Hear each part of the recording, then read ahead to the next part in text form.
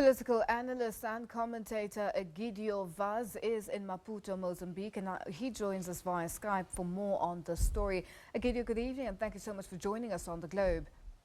Thank you very much for having me. Now, Egidio, Renamo fighters start disarming as part of Mozambique's peace deal.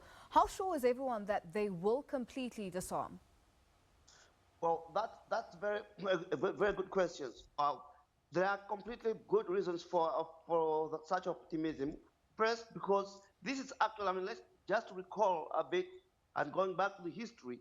This is unfinished business. From 1992, when the peace accord was struck, and according to the peace accord, 150 men should have been kept away from demobilization to serve out Renamo's leaders' security guard. But now there are more than, as you well said, more than 5,000. Specifically, there are 5,200 men that have surrendered their weapons.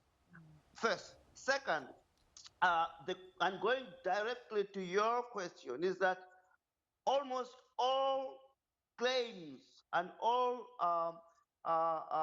issues that were tabled by Renamo since 1992 are now finally dealt with and are now resolved. I will mention a couple of them. First, Renamo was, since 1992, Renamo's idea and Renamo's proposal was that governors, provincial governors, should be elected, and the party that could win in a province should nominate his provincial governor. So this is the very first time that we are going to hold elections in October 15th, where for the first time in our democracy, governors will come from the party that will take the province. This is the first.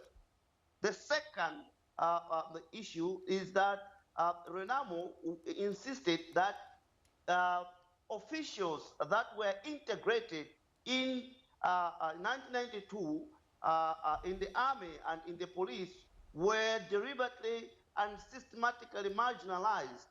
So Renamo also wanted reintegration of its men into the police as well as in the army. This has also been dealt with. Third, is that Renamo wanted a more representation, a significant representation into the electoral bodies. So that has also been dealt with. So almost everything that has been used by Renamo as an excuse to continue in the bush, actually, and thanks God, all those issues have been actually dealt with. On top of that, the parliament has just passed an amnesty law that also makes it possible that all those who have been involved into this conflict are actually irresponsible for their acts. So we have now a complete legal a legal framework that makes it possible that Renamo finally disarms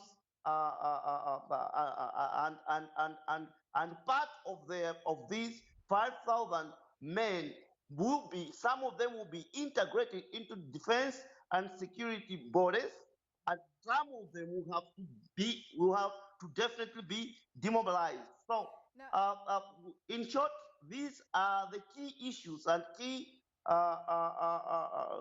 pointers that makes me very confident that this will be the final and the successful demobilization and demilitarization of Renamo. We've seen in the past that when there was a peace deal that was signed and agreed to, and the Renamo in agreement with the government, still kept a military wing in their party. Do you think that this will be totally dissolved? And are we going to see all the military men, as you mentioned, the 5,000 plus, coming down from the Gorongosa mountain to be integrated into the system of the government, which is the police and the army? And then also, what happens to the people who are not, or the soldiers of the military wing who are not integrated into the official system of the army of Mozambique and of the police? Yes, definitely. I've already mentioned that no, there will be some sort of selection, because actually some of them will be willing to go home, definitely, and those ones will be set free and to go home with their reintegration package, and also integrated into the social security or pension system, so that they also have an income until the end of their lives. This is what will happen for those not willing to integrate into the into the defense and security forces. So Now, sorry. sorry, just to come in there to cut you off, Egidio, we are pressed for time. But with regards to the peace deal, is there any fine print that everyone should be on the lookout for? Well, yeah, definitely that. Uh, I think that we have Renamo leadership definitely willing to end up with that, with its army wing. Why?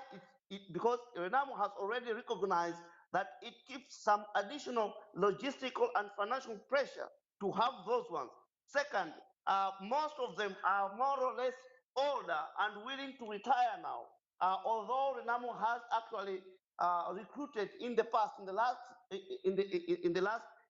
years, additional ones, but definitely the majority of those ones are actually willing to either retire or to be actually integrated into the system. So I think, and I can see the willingness from both the leadership as well as their own the own individual soldiers also doing that. I mean, in the last, for example, I'll just give you an example. The demobilization is actually taking place in three regions: southern region, central region, as well as in the northern region. And as far as I know, many of them are actually floating to the to the centers where actually they are on surrendering their firearms, as well as waiting for the next steps. So definitely, I think this is this is a bit a different approach that President Tusi has actually taken, starting from the way he actually negotiated all these deals personally and with no intermediary. So I think that's the novelty. Now, this disarmament comes 2 months ahead of a general election. What do preparations for the poll look like so far?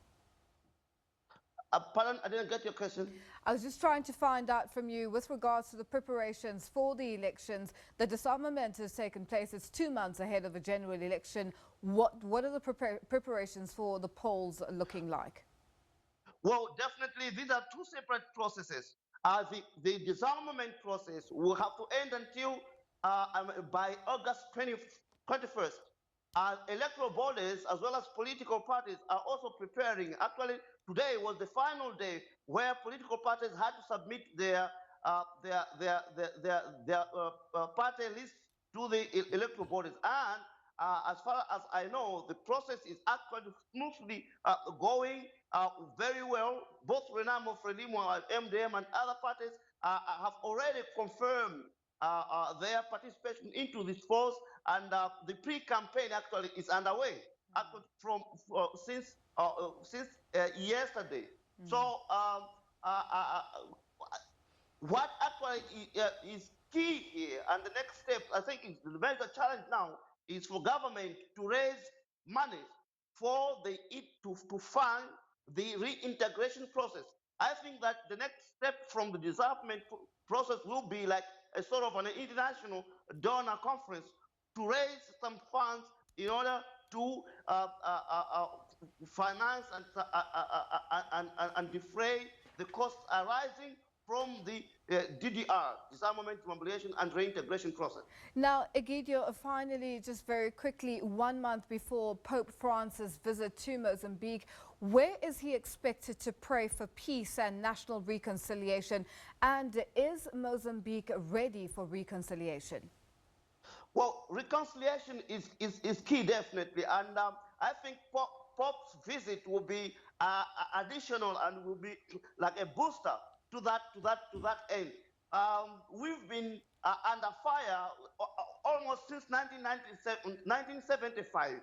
And then because Renamo War just broke 2 years after independence, and then we've been living in this situation for too long.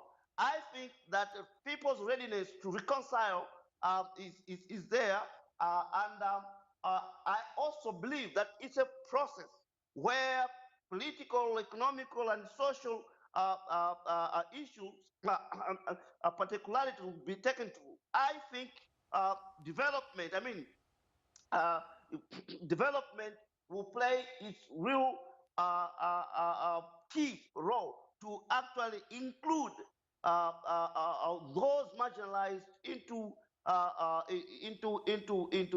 economy, fairness in the wealth distribution, developmental policies that also take care of the marginalized. So it's a process, definitely. I don't think that it will be like so quick, because we have to heal the wounds of these wars, these 3 wars, actually. And what I can confirm now is that people's willingness to reconcile and to get rid of this conflict is there, and the momentum as well is there. And we are actually lucky to have President Tusi, who is spearheading and giving an example of how reconciliation should actually be implemented with acts, with facts, with actions, affirmative actions, and he is leading by example. Now, Egidio, where is Pope Francis expected to pray for peace and reconciliation in Mozambique? He will in Maputo. He will actually pray in Maputo on September 5th, if I'm not mistaken, because his visit is from 4 to 6 September. Egidio, thank you so much for joining us. Always a pleasure. As political analyst and commentator Egidio Vaz, and he was joining us via Skype from Mozambique.